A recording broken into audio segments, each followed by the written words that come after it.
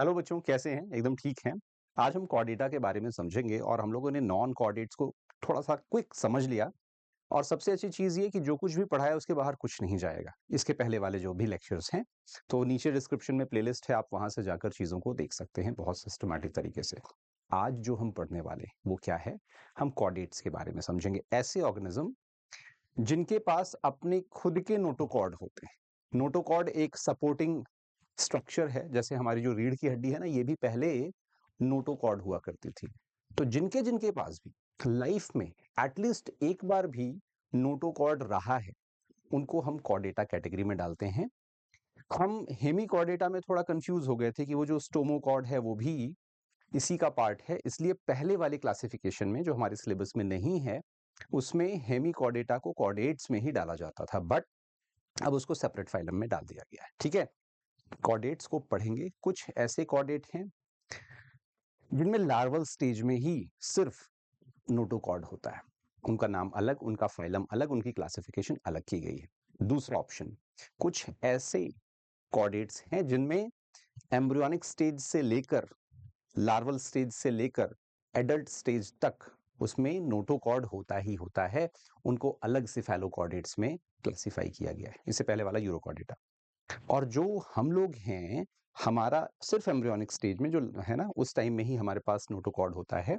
Adult होने में वो नोटोकॉर्ड हटता नहीं है, रिप्लेस हो जाता है वर्टेब्रल कॉलम में। इसलिए हम सब लोग गाय, भैंस, कुत्ता, बिल्ली, ह्यूमंस, है ना, हाथी, सब ये छिपकली, ये सब ही वर्टिब्रेट्स में कैलकुलेट किए जाते हैं। ठीक है? तो हम इन 3 के बारे में थोड़ा डिटेल समझेंगे। इसी वर्टिब्रेटा में भी हम लोग प्रॉपर अलग-अलग सुपर क्लास समझेंगे कि पाइसेस, टेट्रापोडा, और उस टेट्रापोडा में फिर हम लोग आते हैं ना कि अलग-अलग ये एम्फीबियंस हैं, रेप्टिलियंस हैं, एव्स हैं और मैमल्स हैं। और पाइसेस में जितने भी फिशेज़ हैं, उसमें भी 2 कैटेगरी, एक ऑस्ट्रिचीज़, एक कॉन्ट्रिक्सीज़, एक बोनी फिश, एक कार्टिलेजिनस फिश। तो इनको थोड़ा-सा डिटेल समझेंगे। बट एक चीज़ पूछूँ, शार्क किसमें आता है? किस तरह के फिश है? तो वो जो है कॉन्ट्रिक्सीज़ में आती है, कार्टिलेजिनस फिश। जितनी भी ऐसी शिकारी मछलियाँ हैं, वो हमेशा किस में आएँगी? तो वो कॉटलेज जो कार्टिलेज वाले उनके एंडोस्केलेटन होते हैं, तो कॉन्ड्रिक्सीज़ में आते हैं। तो यही है कॉर्डेटा। इसको सिस्टमैटिक समझेंगे, बहुत अच्छे फ्लो चार्ट में लेकर आया हूँ और डेली एक टॉपिक हम लोग इसी तरीके से कर लेते हैं। कहने का मतलब, हम वन डे वन टॉपिक की बात करते हैं। हम डेली एक टॉपिक कंप्लीट कर रहे होते हैं, तो ये चीज़ें काफ़ी आपके लिए भी अच्छी हैं, हमारे लिए भी अच्छी हैं, सिस्टमैटिक तरीके से हम काम कर रहे होते हैं। अब 2 चीज़ें समझना बच्चों, ध्यान से सुनना। सिर्फ यही तो टॉपिक है नहीं। हम फिजिक्स में भी, केमिस्ट्री में भी, बायोलॉजी तो है ही है, मैथमेटिक्स में सबके टॉपिक्स डेली एक टॉपिक कर रहे हैं। मैंने आपको टाइम टेबल ऑलरेडी दिखा रखा है। अगर आपको पूरा सिलेबस करना है, तो ऑप्शन क्या है? हमारा खुद का ऐप है। नीचे डिस्क्रिप्शन में वेदा एकेडमी के ऐप का लिंक है। आप प्ले स्टोर पर भी जाकर सर्च कर सकते हैं। इस ऐप पर आपको पूरा रिकॉर्डेड लेक्चर मिलेगा। आपकी पूरी क्लास 11th और 12th दोनों का ही recorded lecture, physics, chemistry, mathematics, biology, सबका रिकॉर्डेड लेक्चर मिलता है। और सबसे ज़्यादा फ़ायदा इसमें ये होता है, सुनना मेरी बात, कि इसके थ्रू फिर आपकी जो पॉसिबिलिटीज़ बनती हैं, वो फिर भाई कहीं से भी पढ़ो। चैप्टर 1 पढ़ो, चाहे चैप्टर 8th पढ़ो, चाहे चैप्टर 13 पढ़ो, तो पॉसिबिलिटीज़ बढ़ रही हैं ना, आपका रिवीजन अच्छा चल रहा है। तो इसको ध्यान में रखना है। साथ में जैसे ही कोई चैप्टर आप कंप्लीट कर लेते हैं, तो मन करेगा जी इसके क्वेश्चन प्रैक्टिस करें, देखें हमें कितना समझ में आता है। तो हमने यहाँ पर कई लाख क्वेश्चंस डाल रखे हैं। तो टेस्ट सीरीज के फॉर्म में उस चैप्टर की आप पर्टिकुलरली रिवीजन भी कर सकते हैं एक, और कोई डाउट हो तो वहाँ डाउट सॉल्विंग का भी फीचर है कि आप मल्टीपल डाउट्स पूछ सकते हैं। क्लियर है ना? तो कुछ इसमें जो चीज़ें आपको सीखने वाली हैं, वो आपको 0 से लेकर 100 तक पहुँचाने वाली बात है। से लेकर ज़ेड तक, वो हर चीज़ जो आपकी पढ़ाई के लिए ज़रूरी है, वो सब कुछ आपको यहाँ पर मिलेगा, ठीक है? तो बस लेकिन रेगुलरली पढ़ना है, तभी पॉसिबिलिटीज़ अच्छी बन पाती हैं। क्लियर है? ये हमारा टेलीग्राम चैनल है, ये भी डिस्क्रिप्शन में नीचे लिंक है। इस टेलीग्राम चैनल की सबसे खास बात क्या है कि इसके थ्रू आपको अभी जैसे जो मैं लेक्चर ले लूँगा, इसकी पीडीएफ आपको मिल जाएगी, तो आप जाकर वहाँ से उठा लीजिएगा। तो फ़ायदा ही हुआ आपका एक तरह से। तो टेलीग्राम ज़रूर जॉइन करिए, डिस्क्रिप्शन में लिंक है। यूट्यूब ज़रूर सब्सक्राइब कर लीजिए अगर अभी तक नहीं किया, और बेल आइकन प्रेस कर दीजिए। बेल आइकन से आपको नोटिफ़िकेशंस आते रहते हैं, तो फ़ायदे ही फ़ायदे। साथ में ये आपका इंस्टाग्राम है। इंस्टाग्राम में हम डेली 1-1 मिनट के कुछ अच्छे वीडियोस डालते रहते हैं आपके लिए, ठीक है? तो हम जब कोऑर्डिनेट्स की बात कर रहे हैं तो मैं आपके लिए एक फ्लो चार्ट लेकर आया हूँ और ये इतना अच्छा फ्लो चार्ट है, इतना फायदे वाला फ्लो चार्ट है कि इसके थ्रू आपका रिवीजन काफी अच्छा हो रहा होता है ना? तो मैं इसको एक बार यहाँ से है रिवीजन काफी अच्छा हो रहा होता है। क्यों? वो सब कुछ जो आज मैं पढ़ाने वाला हूँ एक ही पेज पे डाल दिया है। जैसे सबसे पहले बात करते हैं यूरो कोऑर्डिनेटा की। फर्स्ट वन यहाँ पर this one is first. Cephalochordata ये सेकंड, ये थर्ड है वर्टिब्रेटा। तो इस तरीके से आपके पास यहाँ पर 3 पॉसिबिलिटीज हैं। ये प्रोटोकॉर्डेटा के ही 2 पार्ट हैं, आप ऐसे समझ लिए first and second, Protochordata, vertebrata. Protochordata में भी यूरोकॉर्डेटा और सिफेलोकॉर्डेटा 2 ऑप्शन। यूरोकॉर्डेटा वो होते हैं जिसमें सिर्फ लार्वल स्टेज में, स्टार्टिंग में ही, है ना, लार्वल टेल में ही नोटोकॉर्ड प्रेजेंट है, बाकी पूरी बॉडी में कोई अलग से हार्ड स्ट्रक्चर नहीं है। लेकिन शुरुआत हो गई थी इवोल्यूशन में, नोटोकॉर्ड की शुरुआत हो गई थी यूरोकॉर्डेटा से। क्लियर? सिर्फ एक्सक्लूसिव मेराइन है, सिर्फ सॉल्टी वाटर में रहते हैं। 2-3 एग्जांपल हैं, इसको हम लोग अभी आराम से देखेंगे। पहली बात, अगर आपसे कोई पूछे क्या ये ट्रू कॉर्डेटा है, आंसर इज नो। क्यों? ट्रू कॉर्डेटा कौन होता है? जिसमें पूरी बॉडी में नोटोकॉर्ड हो, जिसमें तो सिर्फ लार्वल टेल में है, बाद में वो भी खत्म हो जाता है। लेकिन सिफेलोकॉर्डेटा इकलौता ऐसा नो जो है कॉर्डेटा फाइलम का पार्ट है, सब फाइलम कह लें, जिसमें हेड से लेकर टेल तक through out the life notochord रहता है। इसका फायदा क्या? इसकी वजह से इसको ट्रू कॉर्डेटा बोला गया है। क्या? इसकी वजह से इसको बच्चों ट्रू कॉर्डेटा हम कहते हैं। तो ये काफी इंपॉर्टेंट है, काफी मजेदार है। तो ये हम एग्जाम्पल वगैरह समझेंगे, ब्रैंकियोस्टोमा वगैरह। लेकिन ये चीज समझने वाली चीज है कि किस बेसिस पर जो नोटोकॉर्ड है सिर्फ टेल में है, वो भी लार्वल स्टेज में। नोटोकॉर्ड पूरी लाइफ में हेड से टेल तक है, लार्वा से लेकर एडल्ट तक सब हमेशा। लेकिन जब हम बात करें वर्टिब्रेटा की, तो इसमें क्या था? अगर मैंने आपको अभी क्लियर चीजें समझाई, यहां पर एम्ब्रियोनिक पीरियड में ही सिर्फ नोटोकॉर्ड रहता है, बाद में ये वर्टिब्रल कॉलम से चेंज हो जाता है ना? ये किसमें? वर्टिब्रल कॉलम में प्रॉपर चेंज हो जाता है, और इसीलिए इसको वर्टिब्रेटा बोलते हैं। क्योंकि नोटोकॉर्ड था लाइफ में, इसलिए कॉर्डेटा का पार्ट है, लेकिन वो चेंज हो गया वर्टिब्रल कॉलम में, रीढ़ की हड्डी, तो उसको वर्टिब्रेटा कहते हैं। क्लियर? इतनी चीजें। एक छोटा सा स्टेटमेंट पूछा जाता है आपसे और वो बहुत इंपॉर्टेंट है, सुनना मेरी बात। क्या सारे वर्टिब्रेटा कॉर्डेटा हैं? Answer is yes. बट क्या सारे कॉर्डेटा वर्टिब्रेटा हैं? Answer is no. All the vertebrates are chordate, but all the chordates are not vertebrate. ये काफी इंपॉर्टेंट स्टेटमेंट है, इससे क्वेश्चंस पूछे जाते हैं आपसे। इसके कुछ एक्स्ट्रा फीचर्स हैं, इसको हम अभी आगे पढ़ेंगे, डोंट वरी, ठीक है? अच्छा, इसी वर्टिब्रेटा में 2 सुपर क्लासेस हैं। भाई फाइलम का, भाई किंगडम, फाइलम, क्लास ऐसे पढ़ा था ना? तो वो जो फाइलम के बाद क्लास की बात हो रही है, उस क्लास में यहाँ सुपर क्लास की बात होगी पहले। तो सबसे पहले पाइसेस की बात होगी, ये पाइसेस, और एक टेट्रापोडा हम लोग अलग से समझेंगे, जो इसी वर्टिब्रेटा में ही हम लोग इंक्लूड कर रहे होंगे। सुनो, एक है एग्नाथा और एक नैथोस्टोमाटा, है ना? एग्नाथा और नैथोस्टोमाटा। एग्नाथा जो है ये फर्दर साइक्लोस्टोमाटा में डिवाइड किया गया है, एक एक करके पढ़ेंगे, डोंट वरी। किसका पार्ट है वो इंपॉर्टेंट है। और जो नैथोस्टोमाटा, इसमें जी साइलेंट है, इसमें फिर आपके पास पाइसेस आएंगे, और पाइसेस एक सुपर क्लास है, ये सुपर क्लास है, ठीक है? इसमें फिर कॉन्ड्रिक्थीज और ऑस्ट्रिक्थीज की बात हम लोग यहाँ कर रहे होंगे। कैटलेजिनस फिश, जैसे शार्क वगैरह की बात कर रहे हैं, और बोनी फिश, रोहू, कटला, ये सब चीजें, ठीक है? तो इसको हम थोड़ा सा सिस्टमैटिक पूरे फ्लो चार्ट के सारे पॉइंट्स को एक एक करके समझेंगे, और लास्ट में ये फ्लो चार्ट फिर से आ जाएगा। सबसे पहले अगर मैं बात करूं तो किसकी बात करूंगा? इसी में हम लोग बेसिक चीजें समझिए।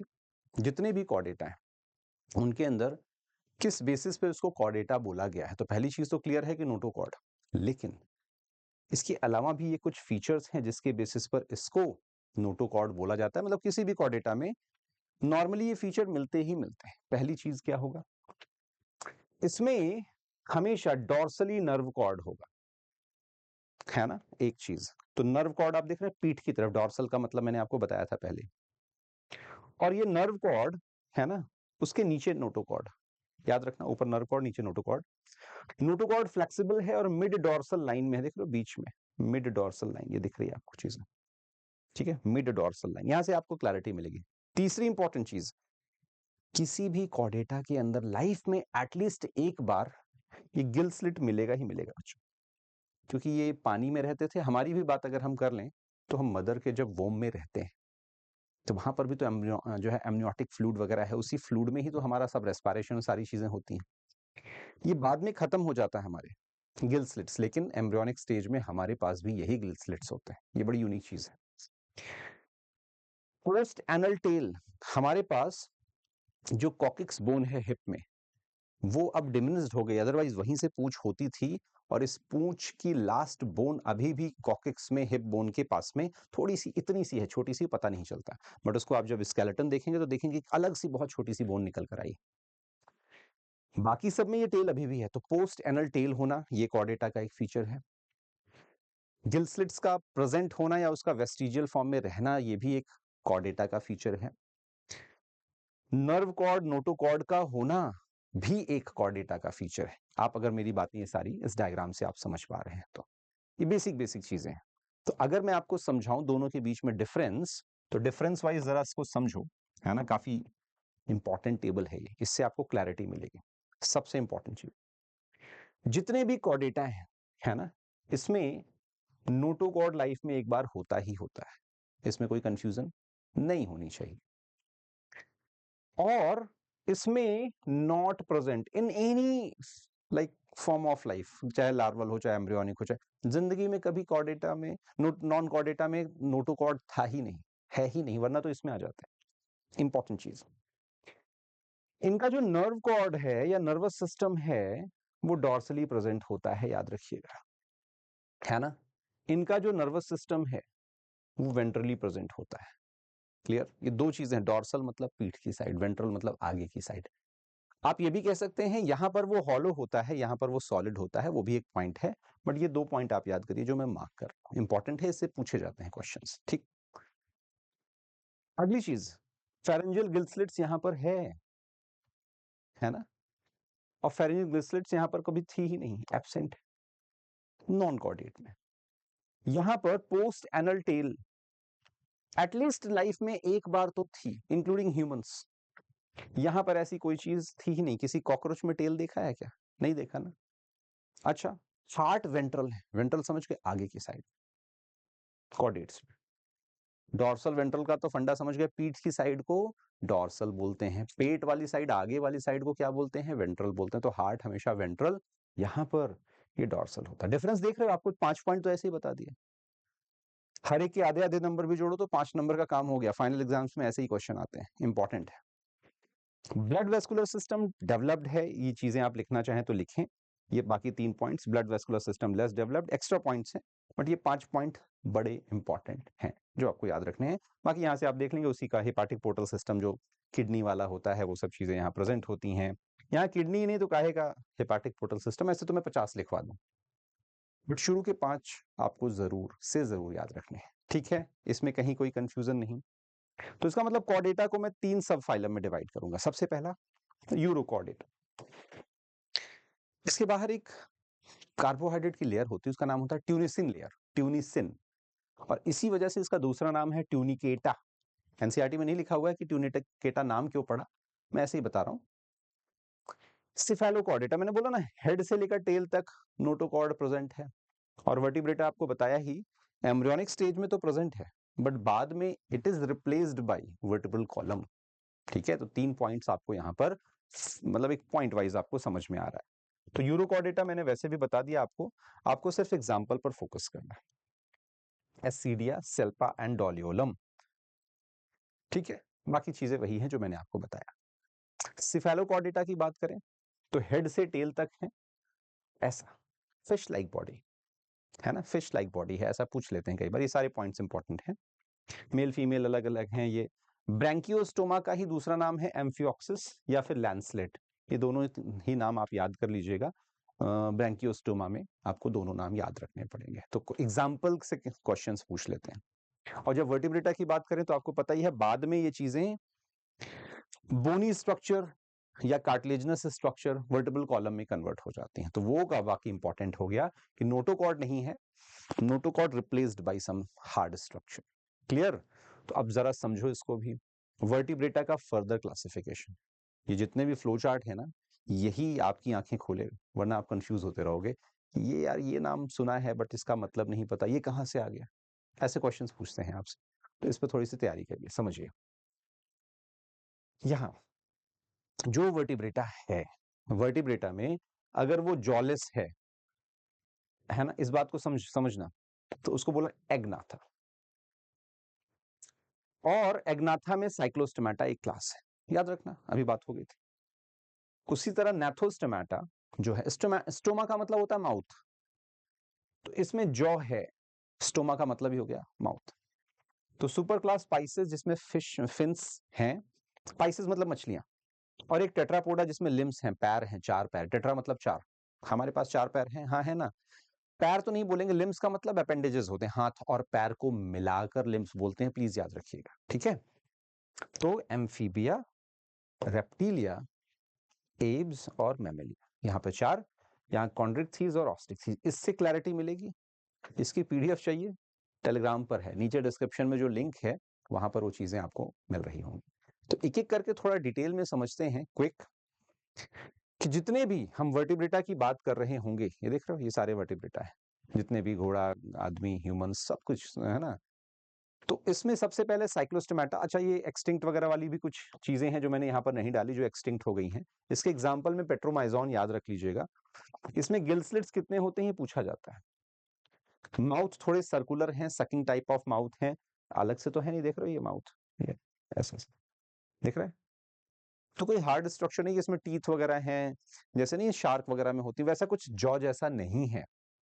और proper closed type of circulation है, माइग्रेट करते हैं अपने अंडों को रिलीज करने के लिए। तो अगर ये सॉल्टी में है तो फ्रेश वाटर में अपना अंडा डालती हैं, क्यों? कहीं एंडो ऑस्मोसिस ना हो जाए, एक्सो ऑस्मोसिस ना हो जाए, ऐसे क्वेश्चंस आते हैं, इसलिए याद रखिएगा। दे माइग्रेट फॉर स्पॉनिंग, और स्पॉनिंग मतलब अंडे देना, ऐसे समझ लो, फ्रेश वाटर में जाते हैं। तो ये काफी इंपॉर्टेंट क्वेश्चन है, और जैसे ही वो अपने अंडे अंडे दे देते हैं फिर वो मर जाते हैं। तो 2 एग्जांपल्स आपके सामने हैं जो आपको याद रखने हैं। फिश की मैं अगर बात करूं क्विक, तो फिश में एक कॉन्ड्रिक्थीज, एक ऑस्ट्रिक्थीज, इसको टेबुलर फॉर्म में आपको याद करने में ज्यादा मजा आएगा। तो हम एक बार कॉन्ड्रिक्थीज करेंगे और एक बार ऑस्ट्रिक्थीज करेंगे। प्रेडेशियस हैं, शिकारी, शिकारी समझते हो, स्ट्रीमलाइन बॉडी, सीधी बॉडी, ये देख रहे हैं इनके। और याद रखना, नोटोकॉर्ड तो है ही है, कार्टिलेजिनस एंडोस्केलेटन है, इसीलिए इसको कॉन्ड्रिक्थीज बोल। लेकिन जब मैं बात करूं ऑस्टिकथीज की, तो इसमें स्ट्रीमलाइन बॉडी है, लेकिन इसकी जो एंडोस्केलेटन है वो बोनी है। वो कैसा था? कार्टिलेजिनस। याद रखना, छोटी सी चीज। अगेन कॉन्ड्रिक्थीज में वेंट्रल माउथ है, दिख रहा है यहां पर, इससे नीचे एक होता है ना, टर्मिनल माउथ एकदम एंड पर, और वेंट्रल माउथ मतलब नीचे, ठीक है। गिल स्लिट्स विदाउट ऑपरकुलम, ये काफी इंपॉर्टेंट है। जितने भी कॉन्ड्रिक्थीज हैं उसमें गिल्स के ऊपर कवरिंग नहीं होती, वो खुले होते हैं। ये काफी इंटरेस्टिंग पॉइंट है, काफी इंटरेस्टिंग पॉइंट। यहां पर गिल स्लिट्स, ऑपरकुलम, यहां पर उसकी कवरिंग होती है, और टर्मिनल माउथ है, लास्ट में एंड माउथ, दिख रहा है। ये दोनों ही इंपॉर्टेंट पॉइंट। इसके ऊपर की कवरिंग है, जो गिल स्लिट्स होते हैं ना ऐसे ऐसे, उसके ऊपर एक कवरिंग लगा दी जाती है, एक प्रॉपर कवरिंग होती है।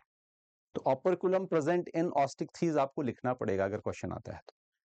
ऑपरकुलम होता क्या? Covering of gill slits. कितने पेयर हैं वो भी आपको याद रखना है, ठीक। अच्छा, एक चीज समझनी है, मान लीजिए फिश है, इंपॉर्टेंट बात बता रहा हूं, इससे क्वेश्चंस आते हैं, एनसीईआरटी में डायरेक्ट लिखा है। मान लीजिए फिश है बच्चों, मान लिया, इस पूरे फिश के ऊपर इस तरह के आपको स्केल्स मिलते हैं। मेरी बात समझ पा रहे हैं? इस तरह के आपको क्या स्केल्स मिलते हैं।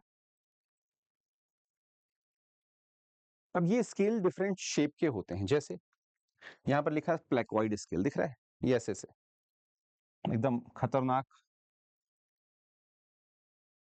ऐसे, मतलब पूरे में इस तरह के आपको स्केल्स मिलेंगे,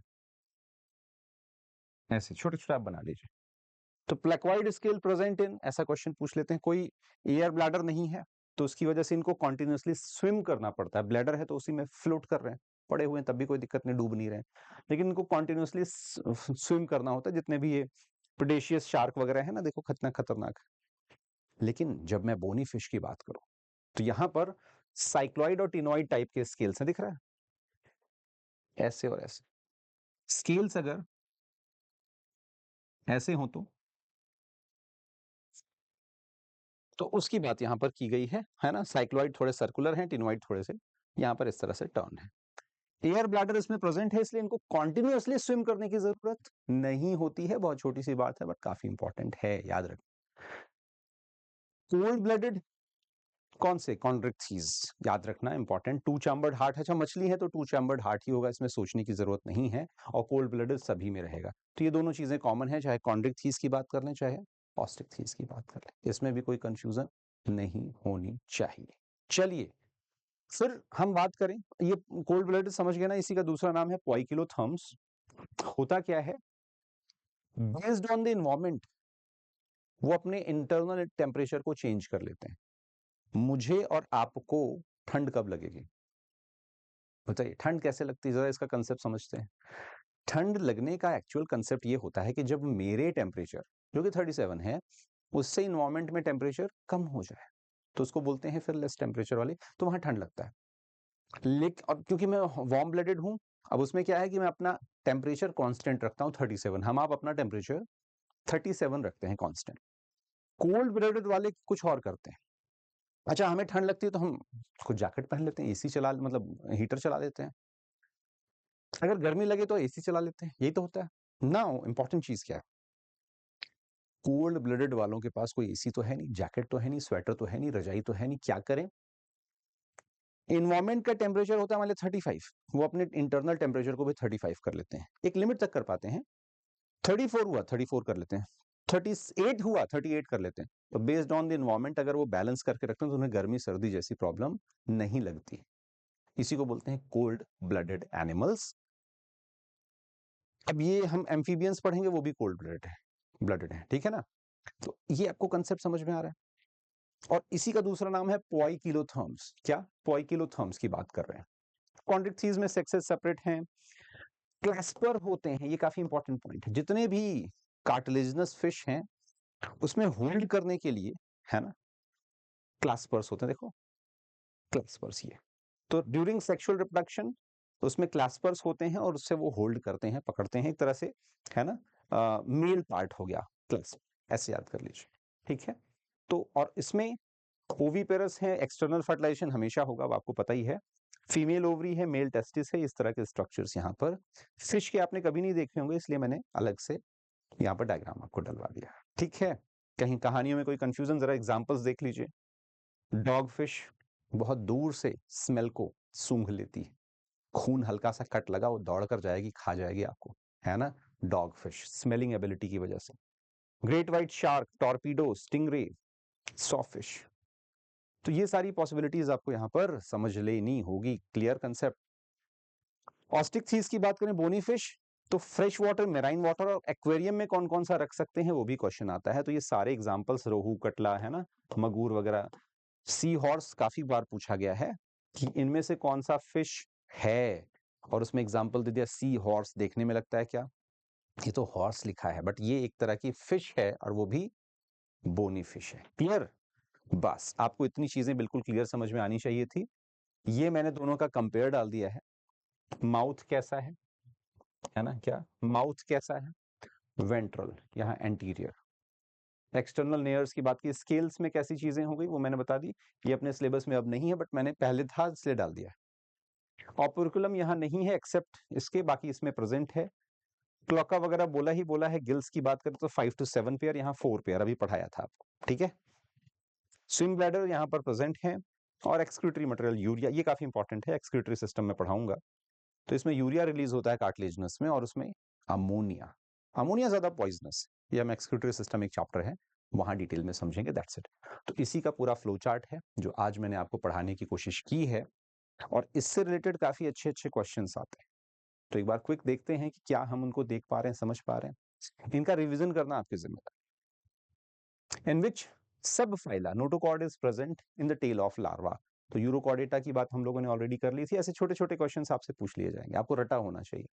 how many of the following belong to sub phylum, वो आप लोग एग्जांपल्स में, ब्रैंकियोस्टोमा तो अलग हो गया ना इसमें चीजें, तो कैसे कैसे हमको करके सेफेलोकॉर्डेटा का एग्जांपल याद रखना है। तो एक हो गया यहाँ पर। सेलेक्ट द इनकरेक्ट स्टेटमेंट, गलत कौन सा है। तो क्या ऐसे क्वेश्चंस कर लोगे? पढ़ के दिखाऊं? बहुत सिंपल सिंपल से क्विक बता रहा हूं। In vertebrates notochord is replaced by cartilaginous और बोनी वर्टिब्रल कॉलम, ठीक है, मान लेते हैं एक बार। Cephalochordata head to tail region throughout the life, ठीक है।